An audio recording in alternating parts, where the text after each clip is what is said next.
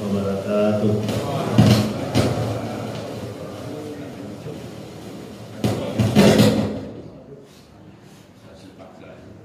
Innal hamdalillah nahmaduhu wa nasta'inuhu wa nastaghfiruh wa na'udzu billahi min syururi anfusina wa min sayyiati a'malina may yahdihillahu fala mudilla lahu wa may yudlil fala hadiya lahu.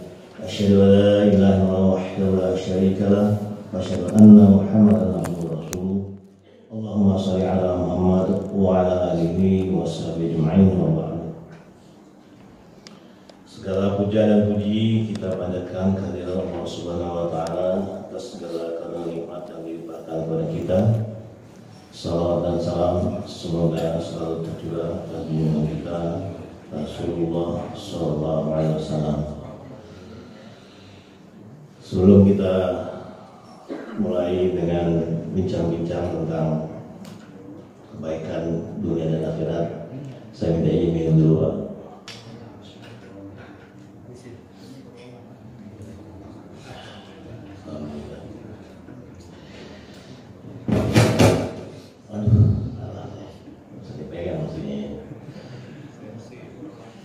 Ya, kita doakan semoga Ustaz Ahmad Zainal Najah segera sembuh sehingga bisa kembali berdakwah, dan mudah-mudahan saya juga bisa menyampaikan mungkin hal-hal yang berharga untuk kita semua.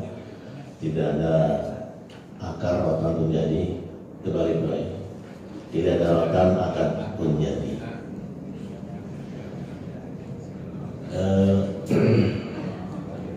Selalu dalam setiap memulai dalam mukadimah selalu disampaikan tentang bersyukur kepada Allah Subhanahu wa taala. Semoga syukur-syukur yang kita sampaikan, ucapan syukur yang kita sampaikan itu dapat membuka karunia-karunia Allah yang lain.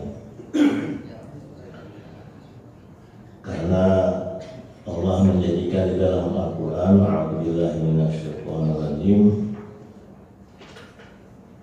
la in syakartum la azidannakum wa la in kafartum inna adzabi lasyadid. Jika engkau bersyukur maka akan aku tambah, kalau engkau kufur maka azabku sungguh pedih. Jadi kalau kita bersyukur itu pasti akan membuka karunia-karunia Allah yang lain. Itu jadi Allah. Jadi Allah akan menambah nikmat yang kita terima kalau kita bersyukur. Nah, semoga ucapan syukur yang selalu kita ucapkan itu akan membuka karunia-karunia nikmat Allah yang lain. Dan juga Allah menyatakan dalam Al-Quran, wa laqad nasarakumullahu bi badrin wa antum azillah. Dan sungguh kami telah menolong engkau dalam perang Badar, wa antum azillah, sedangkan engkau dalam keadaan lemah. Fattaqullaha la'allakum tashkurun. Bertakwalah kepada Allah, semoga engkau menjadi orang yang bersyukur.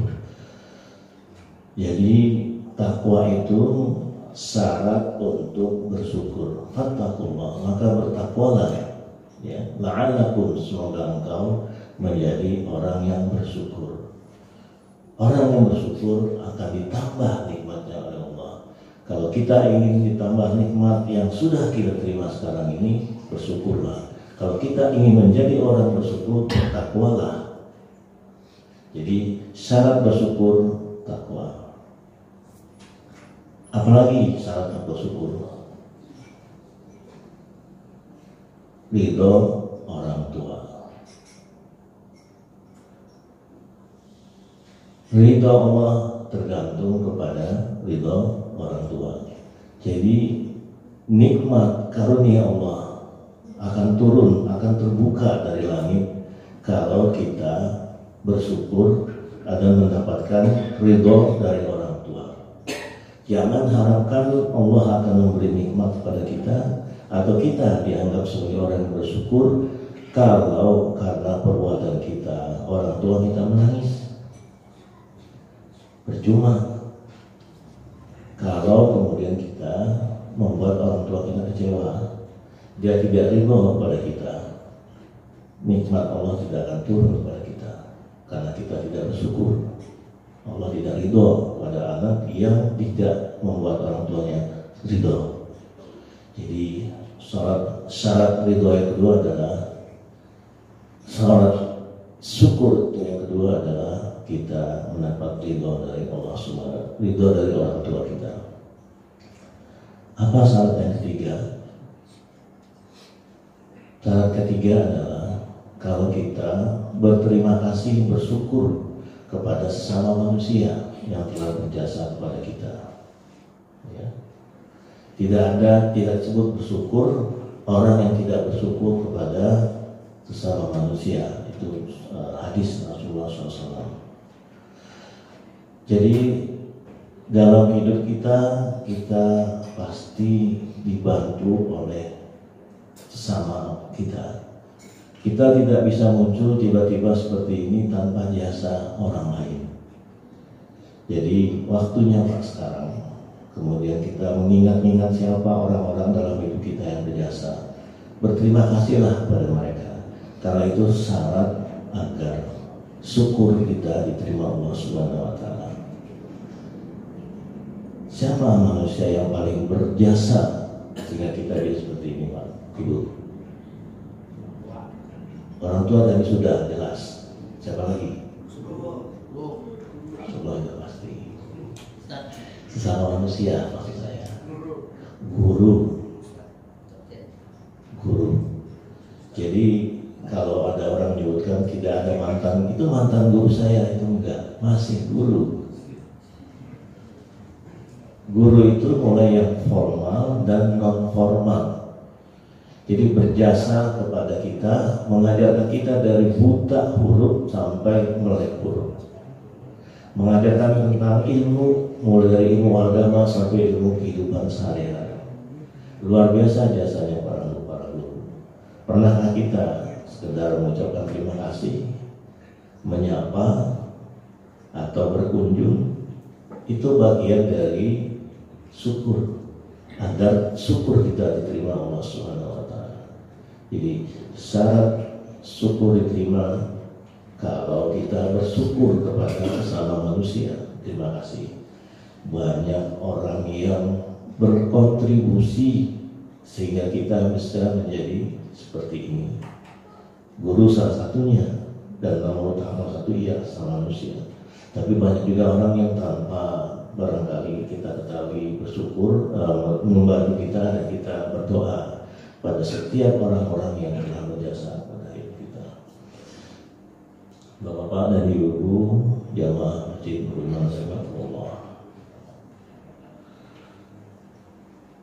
ini masuk ke lima nih, dan ini berhubung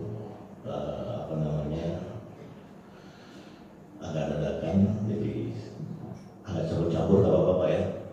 Kita ngobrol-ngobrol aja. Ada satu negeri ya, dan itu diabadikan dalam Al-Quran dan sering diucapkan oleh biasanya para politikus, bahkan mungkin nggak tahu saya apa di Muslim atau enggak, yaitu baldatun thayyibatun wa rabbun ghafur.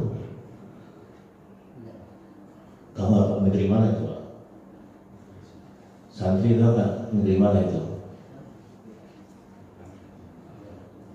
Negeri Sabah. Negeri Sabah. Negeri Sabah itu nanti yang disebutkan dalam Al-Quran di dalam surat Sabah ayat 15 itu negeri baldatun thayyibatun wa rabbun ghafur, digambarkan di kiri kanannya ada kebun, begitu aslinya. Dan Allah menyebutkan negeri yang thayyibah wa rabbun ghafur, thayyib baik dan penuh dengan ampunan Allah. Negeri yang subur. Cerita yang diangkat dalam Al-Quran itu adalah negeri itu ternyata orang-orangnya tidak bersyukur, sehingga ada sebuah bendungan namanya bendungan Maghrib jebol, sehingga yang tadinya negeri aman tentram itu mendapat musibah yang luar biasa.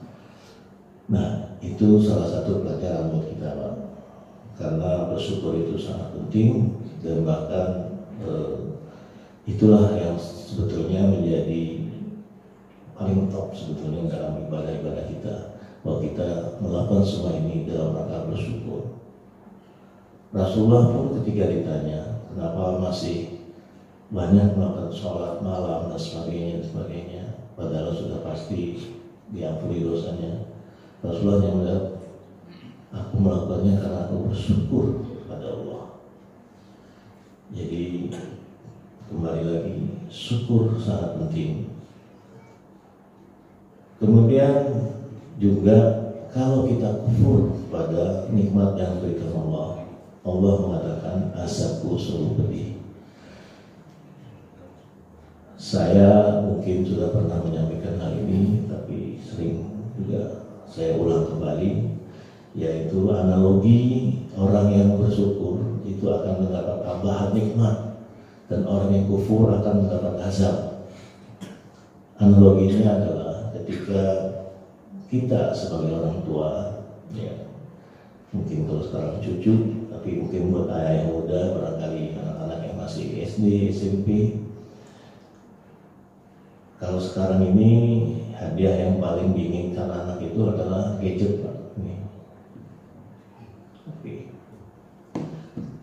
Bahkan laptop saya dengar, kalau SMP itu anak-anak mesti punya laptop, ya, benar Pak Rahman? Pak Rahman nggak aja deh, Pak Yanto mesti punya laptop, harus punya laptop, jadi harus tugas segala macam. Kita belikan Pak laptop karena ingin anak kita maju. Nah, kalau misalnya laptop yang kita berikan, sejak kita memberikan laptop kepada dia, ternyata prestasi akademisnya merosot.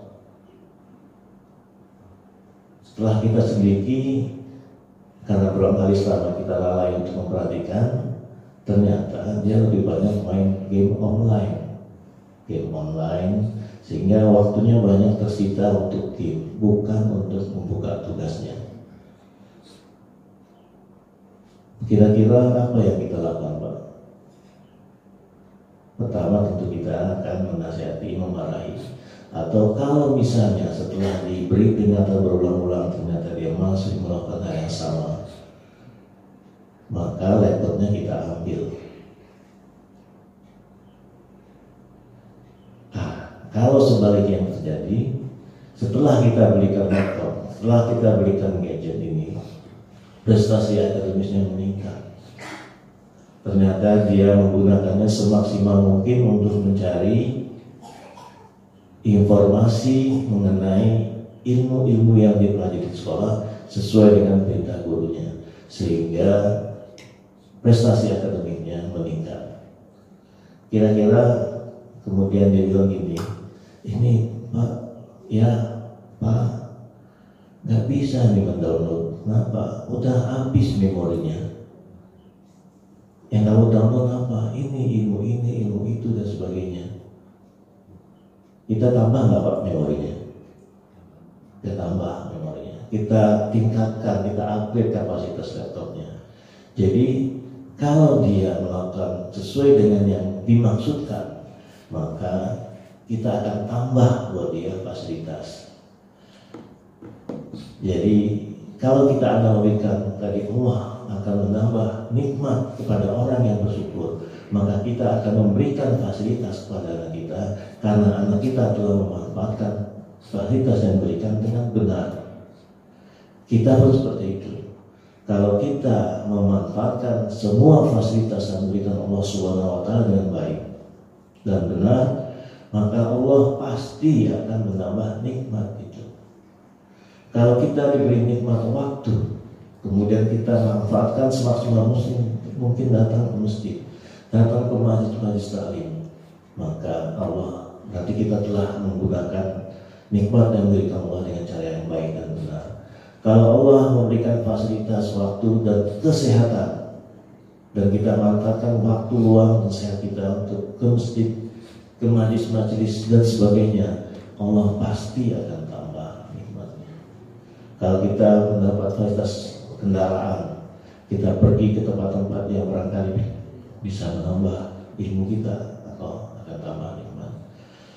Tapi kalau sebaliknya, fasilitas yang diberikan Allah atau waktu luang kita tidak manfaatkan, ilmu yang kita miliki tidak kita gunakan, harta yang kita dapat dengan usaha kita tidak kita gunakan dalam rangka bersyukur kepada Allah, kesehatan, maka kalau tidak di dunia, di akhirat kita pasti akan mendapat hasad dari Allah Subhanahu wa Ta'ala. Jadi itu konteksnya bersyukur. Kalau kita bersyukur kepada Allah, pintu-pintu karunia Allah akan terbuka untuk kita semua. Mudah-mudahan kita termasuk orang yang bersyukur kepada Allah Subhanahu wa Ta'ala, dan semoga Allah menambah syukur kepada kita. Salah satu bersyukur, Pak, adalah menjaga alam di sekitar kita. Ya. Jadi kalau disebutkan dalam Gisabah tadi adalah mendapat bencana alam, ya, kita juga boleh jadi mendapat bencana alam karena kita tidak menjaga yang diberikan oleh Allah dengan sebaik-baiknya, sehingga barangkali karena kita membuang sampah sembarangan maka saluran tersumbat, maka terjadi banjir. Itu salah satu cara kita bersyukur, menjaga alam yang telah diamanahkan kepada kita sehingga bisa mengeksploitasinya sebaik mungkin untuk kemaslahatan bersama.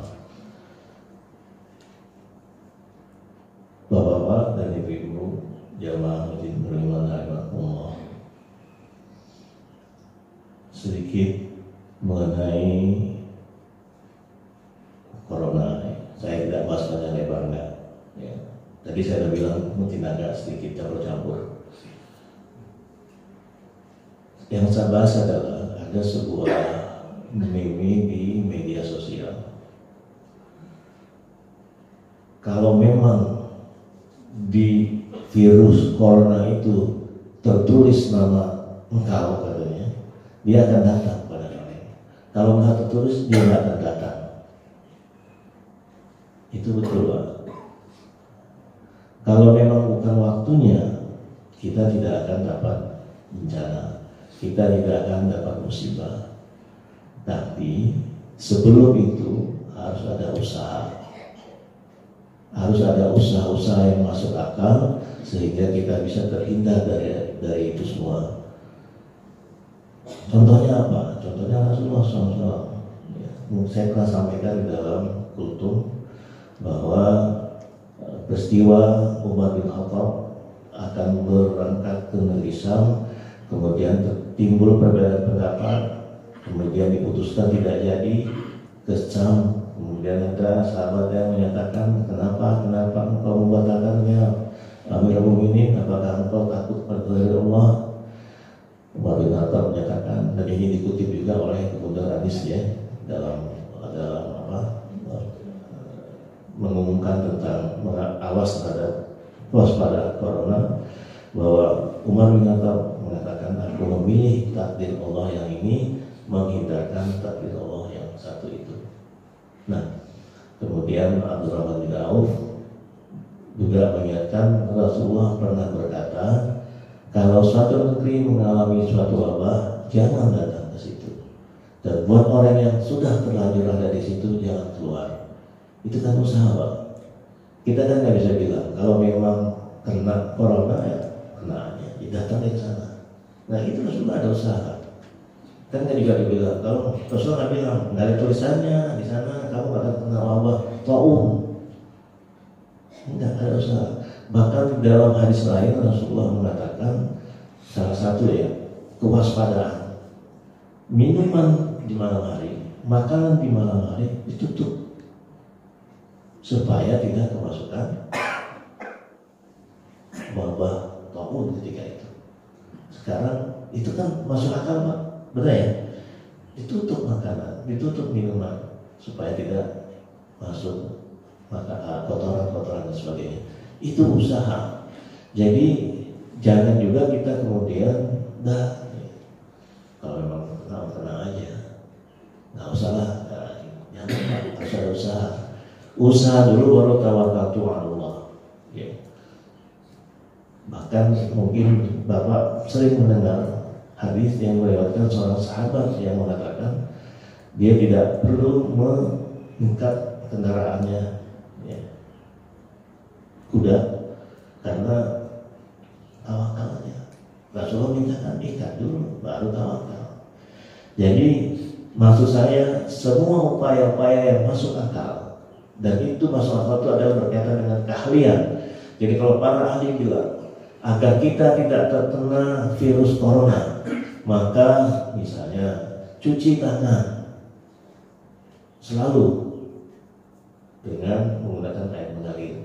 Kita punya hand sanitizer mestinya sudah ada belum Pak di pasar di sini?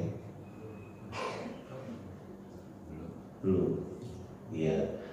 Kalau ada pasang Pak, untuk menambah kita bisa menghindari menularnya itu, karena dia melalui kontak tangan. Jadi semua upaya-upaya seperti itu kita lakukan. Jangan pokoknya kena aja, gitu. Tetap ada usaha. Baik, itu masih mukadimah. Kita masuk ke dalam bab selanjutnya yang ingin saya sampaikan dalam kesempatan kajian subuh ini adalah tentang surat Al-Fat. Ya. Jadi ayat 27, 28, 29 ya. Bapak mungkin sering mendengarkan dibaca oleh imam dan saya juga sering membacanya. A'udzubillahi minasyaitonir rajim. Laqad sadaqallahu rasulahu ru'ya bil haqq la tadkhulunna al-masjidal harama insyaallahu aminina muhalliqina ru'usakum wa muqassirina la takhafun fa'alima ma lam ta'lamu faj'ala min dzalika fadlan qariba. Sungguh ya, laqad la pendek itu juga sungguh, qad juga sungguh, berarti itu sungguh-sungguh sekali. Sadaqallahu rasulahu ya bil haqq. Benar apa yang dilihat oleh Rasulullah dalam mimpinya. Ru'ya bil haqq. Ru'ya itu melihat hak, benar. Laqad sadaqallahu rasulahu ya bil haqq. Tadkhuluna al-masjidal haram insyaallah amin. Sungguh engkau akan masuk Masjidil Haram aminin, dengan aman. Tadkhuluna haram insyaallah ya. Aminina muhalliqina ru'usakum wa muqassirina la takhafun. Dengan memendekkan rambut, dengan mencukur rambut ya. La takhafun, tidak ada rasa takut. Jadi latar belakang turunnya ayat ini adalah berkaitan dengan Hudaybiyah, Pak. Jadi perjanjian Hudaybiyah itu Rasulullah dan para sahabat ingin melakukan umrah, tawaf di Mekah. Dalam perjalanan kemudian dicegat oleh kaum musyrikin Mekah, musyrikin Quraisy. Dan terjadi negosiasi. Kemudian akhirnya Rasulullah memutuskan tidak jadi ke Mekah tawaf pada hari itu, pada tahun ini, pulang ke Madinah. Sahabat goyang, Pak, goyang. Tapi buat yang memang benar-benar imannya kuat, Rasulullah, ya mereka yakin Rasulullah pasti benar, mereka tenang. Tapi ternyata kaum munafik itu dari dulu sampai sekarang masih ada. Mereka goyang. Persoalannya bukan cuma sampai di situ. Yang paling utama adalah keraguannya itu kemudian ditularkan kepada yang lain. Ya, ditularkan kepada yang lain sehingga mencari pengikut. Apa salah satu isu yang disampaikan kalau sekarang barangkali lewat WA ya, membuat aku semua sama. Katanya Rasulullah mimpi mimpi mau masuk ke Mekah untuk melakukan umrah. Kok kita balik lagi? Nah, ini disampaikan Pak ke semua kaum muslimin, sehingga ada yang barangkali yang terbayang. Hal seperti ini juga dilakukan oleh kaum munafik Pak di perang Uhud. Dan ini lebih parah karena mengajak orang-orang yang sudah berangkat perang ke Bukit Uhud untuk desersi. Sehingga kalau Bapak ingat sirahnya, sebagian dari tentara kaum muslim ketika itu pulang ke Madinah karena termakan oleh ucapan-ucapan dari orang munafik. Yang kemudian ternyata banyak korban di pihak kaum muslimin. Dan orang munafik ini bilang, nah apa? Gue bilang kira-kira gitu. Kalau aja engkau nggak pergi, engkau tentu masih hidup. Itu jahatnya orang munafik, Pak. Orang munafik itu selalu hadir dalam keadaan kayak gitu. Dan kita harus pada saat ini kita seperti itu. Orang munafik itu tidak punya giroh terhadap Islam, giroh semangat untuk membela. Sehingga biasa saja dia kalau misalnya orang Islam itu terjepit, orang Islam itu teraniaya, tidak ada punya perasaan membela. Itulah latar belakang turunnya ayat tadi. Kemudian Allah meyakinkan kepada Rasulullah SAW, sungguh benar mimpi engkau. Ya. Engkau pasti akan memasuki Masjidil Haram. Dan disebutkan Allah Fatham Qariba, dan kemenangan itu dekat. Jadi itu janji, tidak ada keraguan. Maka kepada sahabat Rasulullah menyampaikan ayat ini, sampaikanlah itu berkaitan dengan bahwa kita pasti akan memasuki Masjidil Haram. Yang kedua, ini perlu ya Pak. Ayat yang ke-28. Allah kemudian mendeskripsikan tugas Rasulullah SAW.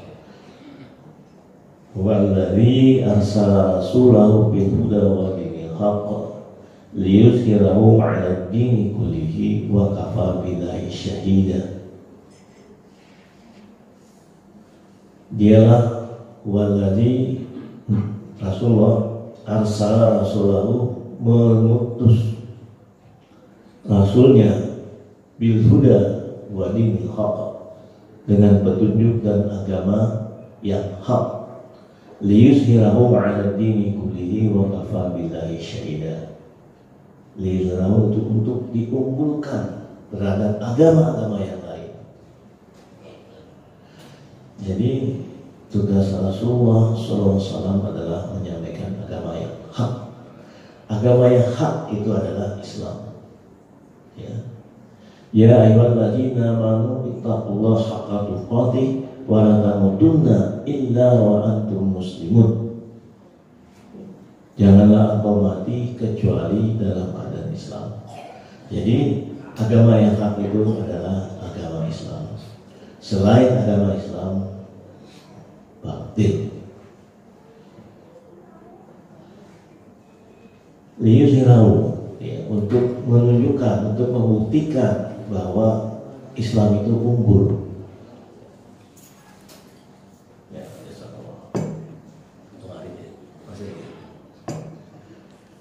Pak, pengertian unggul itu kita kalau disebut tentu,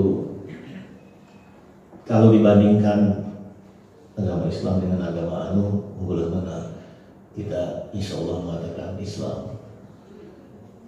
Mungkin juga pengetahuan kita tentang agama itu gak banyak, tapi karena keyakinan kita akan menyebut itu adalah Islam. Tapi itu disebutkan bukan hanya berkaitan dengan agama, Pak, berkaitan juga dengan isme. Islam itu unggul dibandingkan isme-isme yang lain. Apa? filis, sekularisme, pluralisme, liberalisme. Cuma 3 ya. Kita suka terjebak di sini, Pak. Di sini nih. Kita terjebak di sini. Kemudian ragu, sadar dan tidak sadar bahwa hukum Allah lebih baik daripada hukum manapun.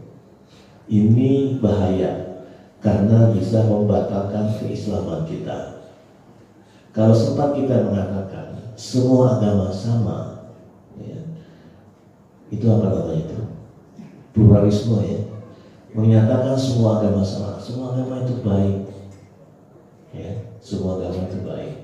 Bahkan ada seorang tokoh mengatakan agama itu sama seperti roda jari-jari sepeda. Semuanya sama menuju ke pusat yang satu, Tuhan dibilang. Tiada Tuhan selain Tuhan. Kalau sempat kita percaya seperti itu, ya, kalau kita nggak sadar ini bukan agama, tapi membuat keyakinan agama kita menjadi batal. Kalau saja kita meyakini hal-hal seperti itu. Sekularisme itu memisahkan antara urusan dunia dan akhirat. Kalau sempat kita juga sama terpengaruh oleh pikiran-pikiran seperti itu, maka hati-hati Pak, ini bagian dari yang bisa membatalkan keislaman kita. Nggak usahlah kita ngomongin agama, kita kan lagi main bola. Sebenarnya kita kan lagi kerja. Teman saya gitu Pak, waktu kemarin pemilihan gubernur DKI, maaf saya bukan mau politik, tapi ngomongin pemilihan gubernur. Beda ya, sama lain, serah. Kalau misalnya dia bilang, buat saya nggak penting Pak siapa gubernur, yang penting itu dia bekerja dengan baik. Teman saya dia ngomong gitu, saya penting dia kerjanya bagus, mau agamanya apa juga. Nah ini bahaya. Ya. Itu udah sampai ke urusan sekularisme, memisahkan urusan agama dan urusan dunia. Ini urusan kerjaan, kenapa lo bawa agama? Ini urusan main bola. Pak Imam mana Pak Imam? Urusan main tenis Pak. Tenis Pak. Jangan bawa agama nih main tenis. Salah Pak. Kenapa? Main tenis Pak. Kalau saya Pak Imam saya udah ngapain lagi sekarang? Nggak ada wasit masalahnya. Nggak ada wasit, bolanya masuk atau enggak. Kejujuran Pak. Jadi kalau misalnya saya lawan Pak Imam di sana, biasanya kita double. Kemudian saya pukul jebret, bola masuk sebetulnya, cuma bukan Pak Imam, bukan temannya Pak Imam, out. Itu ada apa Pak? Jujur. Bukan Pak Imam. Nah Pak Imam karena enak matang, iya deh. Jadi dalam hal apapun agama tuh ikut, karena jujur itu perintah agama, curang itu dosa. Kecuali kalau nggak kelihatan ya Pak Imam, nggak apa-apa. Itu lain lagi, namanya juga nggak tahu. Tapi kalau sengaja itu namanya bohong. Bohong dalam Islam dilarang. Jadi agama tetap terbawa-bawa, itu sekularisme. Jadi jangan sampai Pak terbesit dalam pikiran kita, tidak ada bagian dari hidup kita ini yang terpisah dari agama. Sekularisme itu salah. Kalau liberalisme apa? Liberalisme itu adalah bebas. Jadi biarlah anak ini memilih agamanya sendiri misalnya, atau biarlah LGBT itu mereka kan sudah bawaan seperti itu.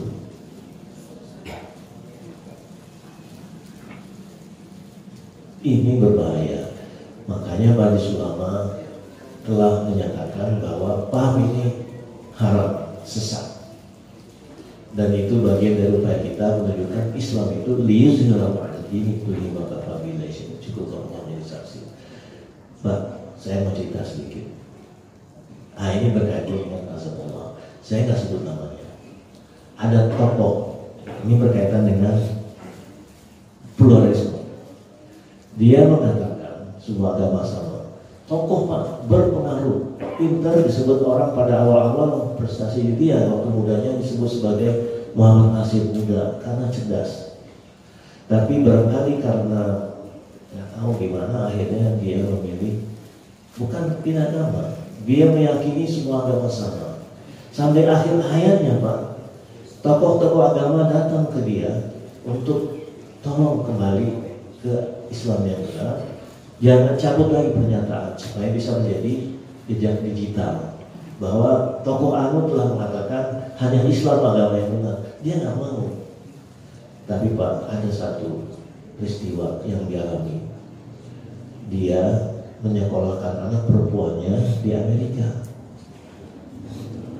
Kemudian, ini waktu dia masih hidup ya, anaknya ini menikah dengan Yahudi. Nah, ketika dia akan menikah, anak ini minta izin Pak kepada orang tuanya yang percaya semua agama sama. Apa yang dilakukan oleh orang tua? Dia tolak Pak. Dia nggak setuju. Nggak mau dia anaknya menikah dengan Yahudi. Coba. Walaupun akhirnya anak itu menikah juga sama keras dengan bapaknya. Ini pelajaran buat kita. Itu yang saya sebut tadi, kalau engkau tidak bersyukur, azab Allah syukuri. Itu satu. Orang yang pluralis. Ada orang yang liberalis masih hidup, udah tua. Dia penulis, bagus tulisannya. Saya waktu mahasiswa dulu gemar Pak membaca tulisan dia. Saya bahkan berlangganan dengan media yang dia terbitkan. Tapi sekarang masih nulis. Dia itu meyakini dia liberalis, jadi bebas. Termasuk LGBT. Dan dia punya lembaga dan dia punya gedung yang menyampaikan pemikiran-pemikiran dia tentang liberalisme. Dan LGBT itu adalah udah takdir Allah. Itu kita harus hargai, sama kayak sekarang ini orang-orang liberal, hargai dia yang menjadi, termasuk dia menjadi gay. Apa Pak ini kejadian? Ternyata anak perempuannya lesbi. Itu kejadian sungguh Pak. Bapak, saya nggak kasih tahu nama, cari sendiri. Kalau mau nanti boleh face to face. Jadi pada awalnya Pak, kaget.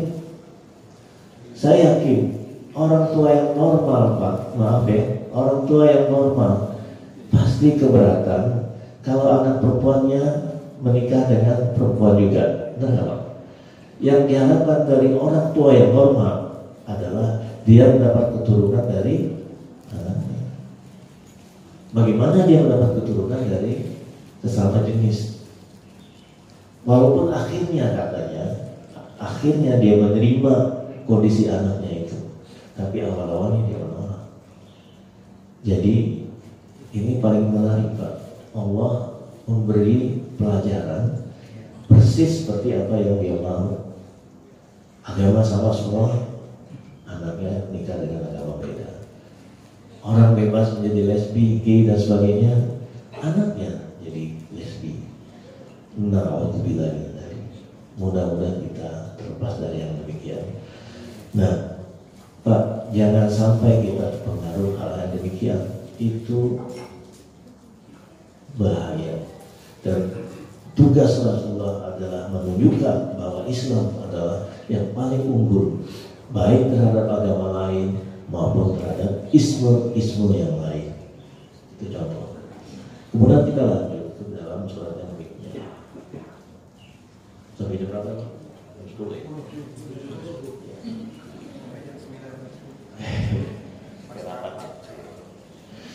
Dalam ayat berikutnya, Rasulullah walladzina ma'ahu wasyidda'u 'alal kuffar ruhama'u bainahum tarahum ruk'an sujada yabtaghuna fadlan minallahi wa ridwana simahum fi wujuhihim min atharis sujud.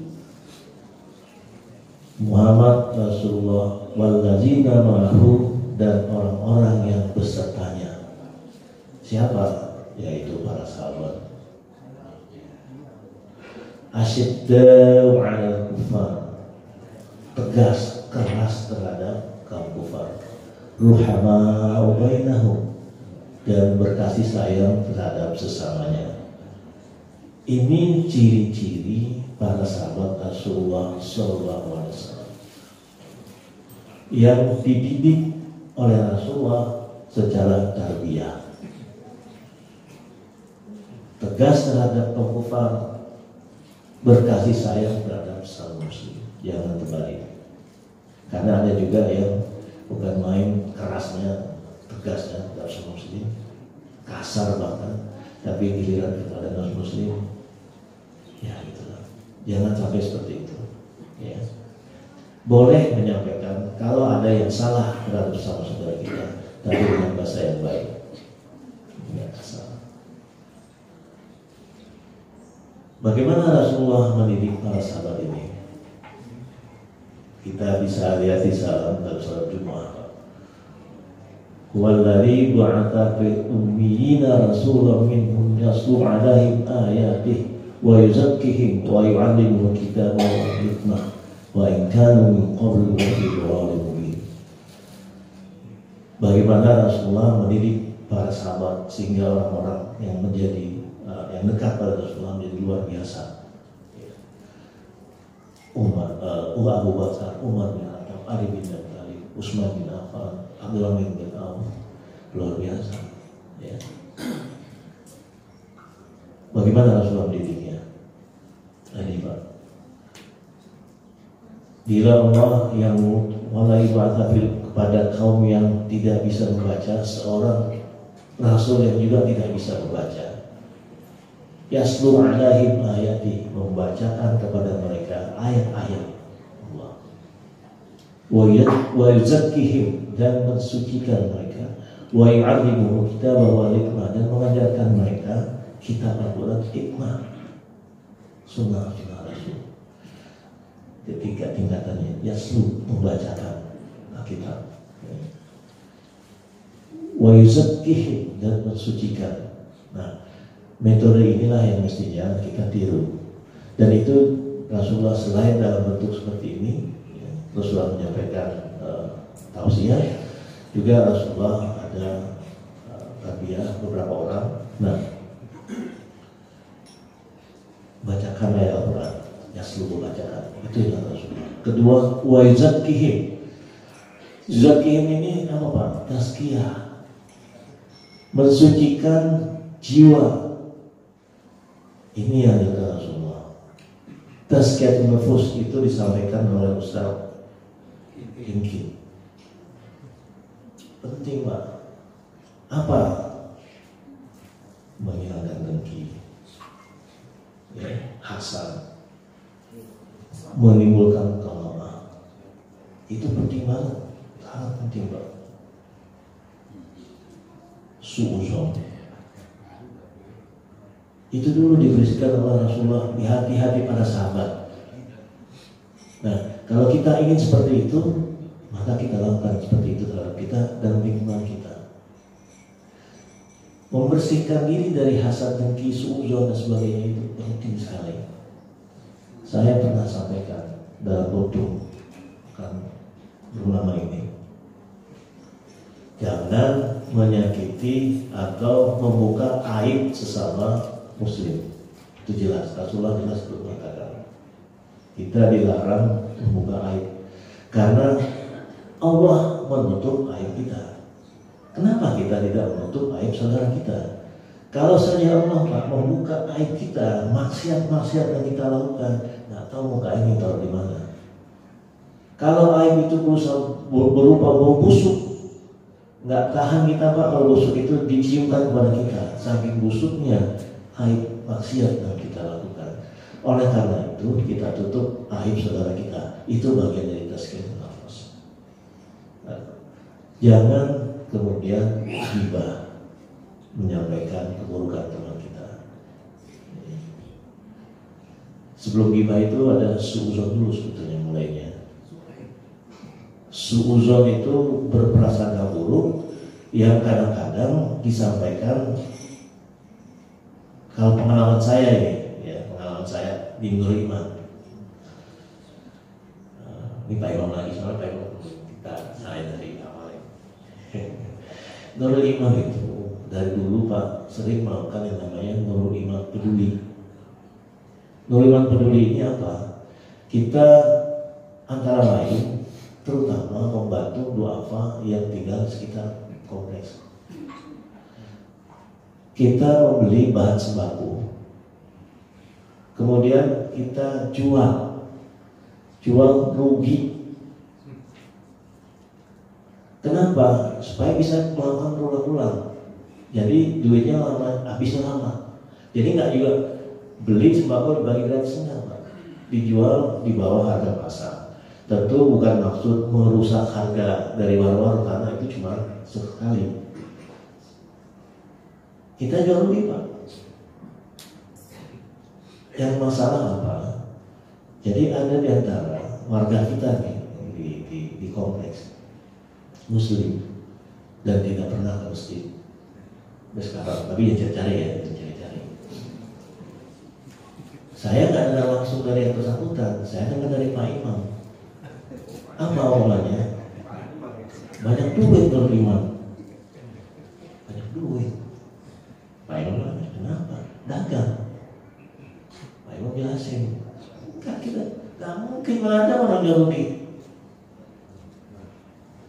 Pak, kira-kira Bapak emosi nggak? Kita sudah mengeluarkan uang nih. Pengurus semua sudah mengeluarkan, bukan cuma pengurus saja, diajak semua, Pak, kita akan melakukan Nurul Iman Peduli, kita akan jual murah untuk membantu kaum duafa. Udah tahu semuanya, tapi dia ini nggak ikut karena memang jauh dari pergaulan dengan masjid. Nggak masuk akal buat dia ada orang mau jual rugi, nggak mungkin. Maka suzonnya menganggap kita mencari untung. Nah, saya berpikir, saya bilang ke Pak Imam, berarti dia tidak pernah membantu orang. Nggak masuk dalam akal pikirannya dia ada orang mau berbuat seperti itu. Dan dia menyamaratakan orang sama dengan dia. Jadi Pak, suzon itu mulai dari kita sendiri seperti itu, kemudian kita menganggap orang sama jeleknya dengan kita. Nah, mulai dari suzon, kemudian cari kesalahan, kemudian disampaikan ke orang lain. Kalau itu benar ghibah, kalau itu tidak, itu fitnah, lebih bahaya lagi. Ah, ini bagian dari menyucikan hati, penting sekali.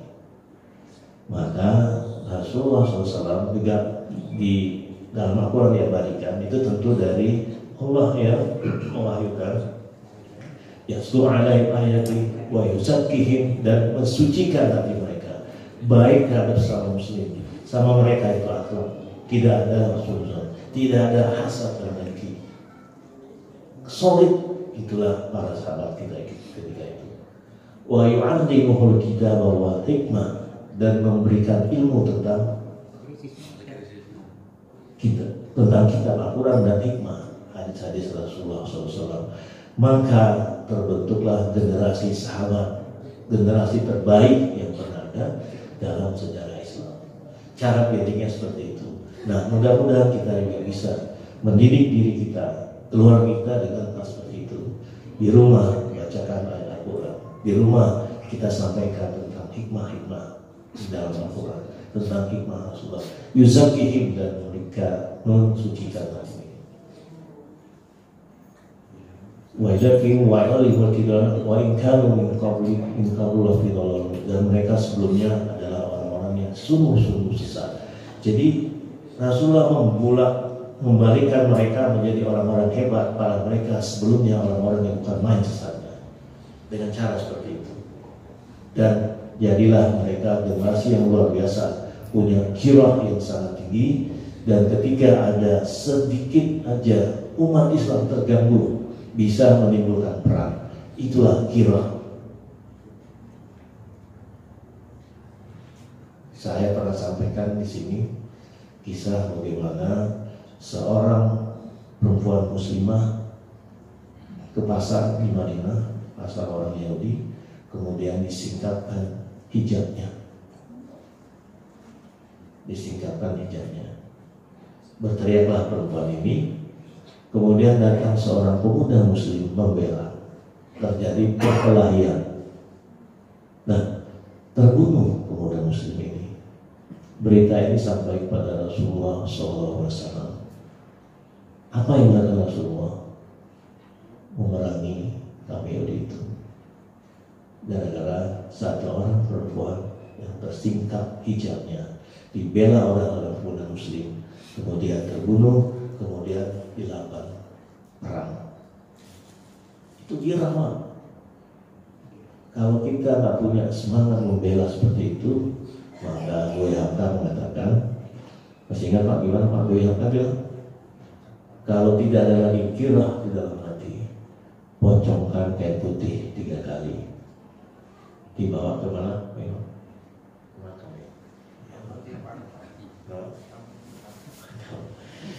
Pak, itulah girah para sahabat, terbentuk oleh didikan Rasulullah SAW, dan itu menjadi generasi unggul di dalam sejarah Islam. Nah, girah pada saat ini adalah girah membela sesama Islam yang teraniaya, bahkan girah membela Islam yang teraniaya.